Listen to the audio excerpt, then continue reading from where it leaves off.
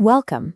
I am Dr. Jabbar Almaliki from the School of Computing at University Utara, Malaysia. Today, we are going to learn how to turn a research gap into a clear, significant, and researchable research problem. This flowchart maps out the standard PhD journey. You start with a broad research area, narrow down a topic, and conduct your literature review. By comparing methodologies and findings, you identify a research gap. Next comes the research problem, and this is exactly where many students lose their way. Students often identify something missing in the literature and immediately assume that missing piece is their research problem. But as this split shows, a research gap and a research problem serve entirely different purposes. Let's look at this split screen table. On the left, we define the research gap. A gap simply states what is missing from existing knowledge. For example, your literature review might reveal that limited research evaluates AI intrusion detection systems using real-world network traffic. Asking, "So what?" identifies the resulting problem. While the gap points to a lack of real-world testing, the research problem targets the critical uncertainty. We cannot determine whether these security systems will actually perform effectively when deployed against realistic and evolving cyber attacks. Universities and examiners do not fund the simple accumulation of missing facts.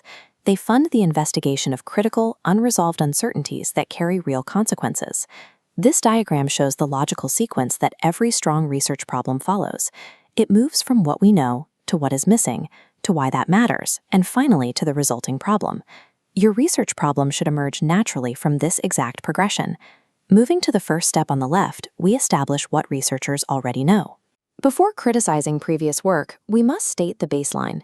AI and machine learning techniques are increasingly applied to intrusion detection, frequently achieving high accuracy across benchmark datasets.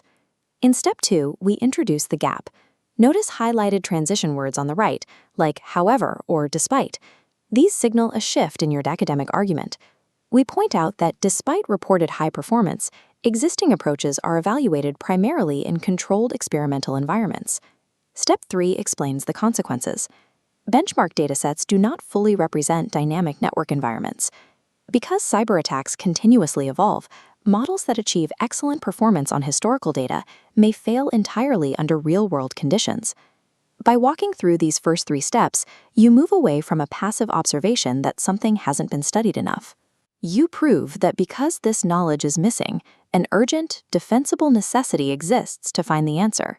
This split screen shows our 4th step, identifying who is affected.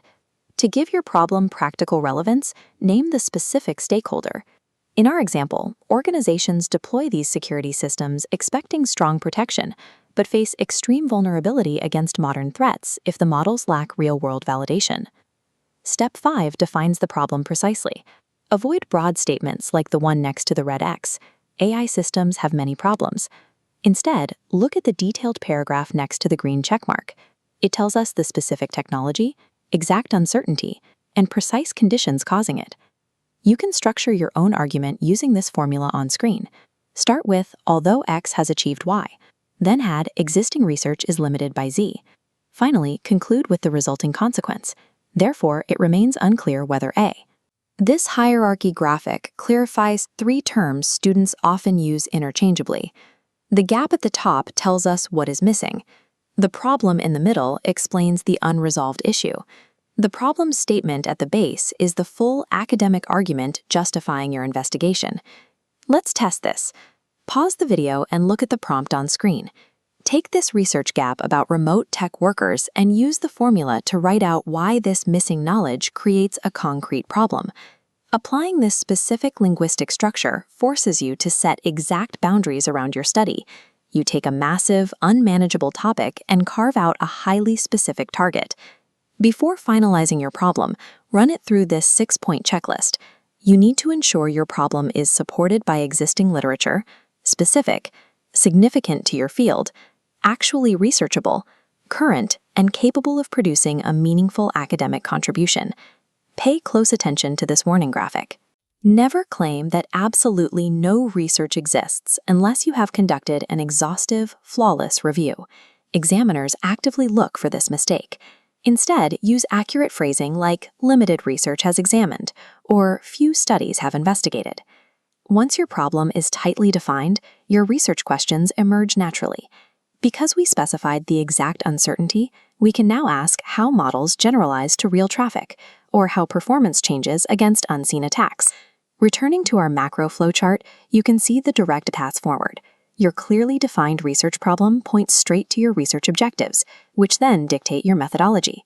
Every stage logically locks into the next. A rigorous thesis does not begin with a complicated solution.